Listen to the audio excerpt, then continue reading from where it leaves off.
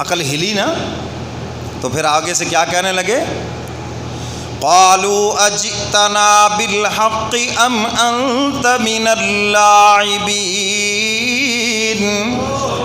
کہنے لگے ابراہیم تو ہمارے پاس حق لے کر آیا ہے یا ویسے ہی مذاق کرتا ہے؟ من اللاعبین، ہمارے ساتھ مذاق کرتا ہے، دل لگی تو نہیں کرتا؟ آج کل بھی ایسے ہوتا ہے نا جی، گالیاں دے کے بعد میں کہا جی ویسے ہی تھوڑی جی دل لگی کر دے پیسہ، ہاں آپ بھی اٹھ کے 2-4 جوتے لگا کے کہہ دے میں بھی ذرا دل لگی کر لوں نا تھوڑی سی۔ تو ابراہیم علیہ السلام سے کہہ رہے ہیں آپ دل لگی تو نہیں کر رہے، کہیں ہم سے مذاق تو نہیں کر رہے، یا واقعی حق لے کر آئے ہیں، کوئی الگ دین لے کر آئے ہیں؟ ہمیں آپ کی یہ بات سمجھ نہیں آ رہی کہ آپ کیا کہنا چاہتے ہیں۔ ابراہیم علیہ السلام لانا بھی یہاں چاہتے تھے کہ وہ اندر سے بات سننا چاہیں۔ بات سنانے کا مزہ بھی اس وقت آتا ہے، میں اس لیے آپ سے کہتا ہوں توجہ ادھر رکھو، چہرہ ادھر رکھو، دھیان ادھر رکھو، آپ توجہ سے سنیں گے اللہ اس کے رسول کی بات سنانے کا پھر مزہ ہی کچھ اور ہے۔ اگر آپ کی کوئی بات نہ سنے تو آپ بات سنانے کو جی نہیں جائے گا، آپ اس کو کہو منہ تے ادھر کر یار، گل تو سنی یار، دھیان تے کر، کہتے ہیں نا۔ تو بات سنانے کا مزہ ہی اس وقت ہے جب سامنے والا اندر سے سننا چاہے۔ ابراہیم علیہ السلام نے دیکھا کہ اب یہ آئے ہیں اس موڑ پر جہاں ان کو لانا چاہتا تھا کہ یہ پوری توجہ سے سنیں اور پھر میں ان کو سناؤں۔ ابراہیم علیہ السلام نے پھر اللہ کا تعارف کرایا، فرمایا قال بل ربكم رب السماوات والأرض الذي فطرهن وأنا على ذلكم من الشاهدين۔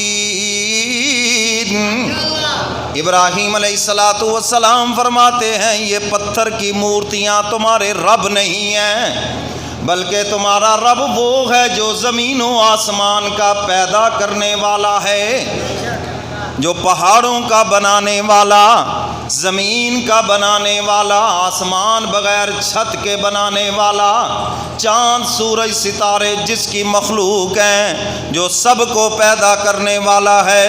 والارض الذی فطرہن وانا علی ذلکم من الشاہدین،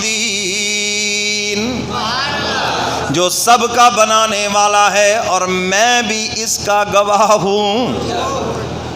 میرا مذہب بھی یہی ہے، میں بھی اسی کا قائل ہوں، میں بھی اسی عقیدے پہ قائم ہوں۔ وہ عبادت کے لائق ہے، یہ جو پتھر کی مورتیاں ہیں یہ عبادت کے لائق نہیں ہیں۔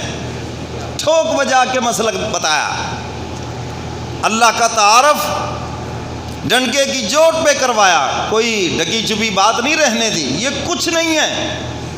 میرے محترم سامعین، میں اکثر کہا کرتا ہوں اگر ہمارا عقیدہ توحید صحیح معنوں میں ٹھیک ہو جائے، جس طرح ہم سے قرآن مطالبہ کرتا ہے، تو ہماری ساری پریشانیاں ختم ہو جائیں،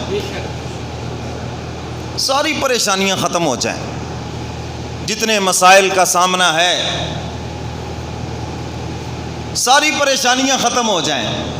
میرے محترم سامعین، چونکہ ہمارا عقیدہ کمزور ہے اس لیے بیٹھے کر رہے ہوتے ہیں جی فلاں نے نقصان کر دیا، فلاں نے میرا یہ کر دیا، یہ نہ ہوتا تو وہ ہوتا، وہ نہ ہوتا تو یہ ہوتا۔ یہ کیوں نہیں کہتے کہ وہی ہوگا جو خدا چاہے گا؟ وہی ہوگا، نہ کوئی کسی کو مار سکتا ہے، نہ کوئی زندہ کر سکتا ہے، نہ کوئی رزق دے سکتا ہے، نہ کوئی اولاد دے سکتا ہے۔ یہ سارے خزانے کس کے پاس ہیں؟ اللہ کے پاس ہیں۔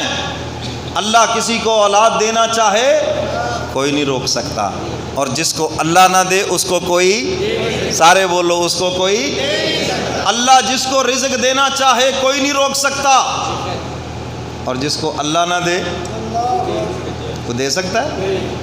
حکیم الامت حضرت مولانا اشرف علی تھانوی رحمۃ اللہ علیہ کی خدمت میں ایک نوجوان آیا، حضرت جی میں انگلینڈ جا رہا ہوں کاروبار کے لیے۔ وہ بچہ تھا ذرا خوشحال گھرانے کا، آج کل بھی ہمارے بچوں کو یہ بڑا بھوت سوار ہوتا ہے جی باہرلے ملک جا کے کام کرنا ہے۔ اپنے ملک میں عزت سے کام کرنا اچھا نہیں لگتا، باہر کے ملک میں جا کے پیٹرول پمپوں پہ پیٹرول ڈالنا اور انگریزوں کے کتے نہلانا بہت اچھا لگتا ہے ان کو۔ آپ وہاں جو مرضی ہو جائیں دوسرے نمبر کے شہری رہیں گے، جو گھر میں عزت ہے وہ باہر تھوڑی ہوتی ہے۔ حضرت تھانوی رحمۃ اللہ علیہ نے فرمایا اچھا انگلینڈ جا رہے ہو، وہاں جو اللہ میاں ہے نا ان کو میرا سلام کہنا، بڑے بندوں کو پیسے دیتا ہے وہ۔ کہنے لگا جی اللہ میاں تو وہی ہے جو یہاں ہے، تو فرمایا رزق تو اسی نے دینا ہے، کسی اور نے تو نہیں دینا، رزق تو اسی نے دینا ہے، اس کو یہیں پہ منا لو۔ سمجھ آ رہی ہے بات؟ اللہ کے محبوب نے فرمایا نا خوش بختی کی علامت ہے انسان کو رزق اس کے شہر میں اس کے ملک میں مل جائے۔ حضور نے جس کو خوش بختی قرار دیا تم کیوں اس کو بدبختی میں تبدیل کر رہے ہو؟ ہاں حالات ایسے ہو جائیں، کاروبار ٹھپ ہو جائے، ہاتھ کہیں نہیں پڑتا، پھر ہجرت کا حکم ہے، ہجرت کر لو، شاید وہاں جا کے قسمت کھل جائے، اگلے شہر میں قسمت کھل جائے، اگلے کاروبار میں قسمت کھل جائے۔ ورنہ حدیث مبارکہ میں حضور علیہ الصلاۃ والسلام نے حکماً فرمایا جس کا بزنس جہاں چل جائے، کاروبار جس شہر میں چل جائے، بلا وجہ اس کو مت چھوڑنا، ہو سکتا ہے کہ اگلے شہر میں جا کر اس کی قسمت نہ کھلے۔ اور کتنی مثالیں آپ کے سامنے ہیں، یہاں سے لاہور گئے سب بیچ بوجھ کے اور وہاں جا کر کچھ نہ بنا، پھر واپس آنا پڑا۔ کوئی انگلینڈ گیا، کو کہاں گیا، نہیں چلا کاروبار وہاں پر، اور یہاں اچھے خاصا چل رہا تھا۔ تو میرے محترم سامعین، اللہ تعالیٰ کے دیے ہوئے رزق کو بلا وجہ دھکا نہیں دینا چاہیے، قدر کرنی چاہیے اس کی۔ تھوڑا بھی مل رہا ہے وطن میں قناعت کرو۔ تو خیر بات دور نکل گئی، میں یہ عرض کر رہا تھا کہ ابراہیم علیہ الصلاۃ والسلام فرما رہے ہیں کہ میں اسی کا قائل ہوں، اس توحید کا، کہ زمین و آسمان کا بنانے والا اللہ ہے، رزق دینے والا، عزت دینے والا، یہ سب کس کے قبضہ قدرت میں ہے؟ تو میں نے عرض کیا کہ اگر عقیدہ توحید ٹھوس ہو جائے ساری پریشانی ختم ہو جائے، اور جن کے عقیدے کمزور ہیں وہی در در پہ ٹھوکریں کھا رہے ہیں، وہی ساری عمر پریشان ہیں۔ ذرا سن در غیب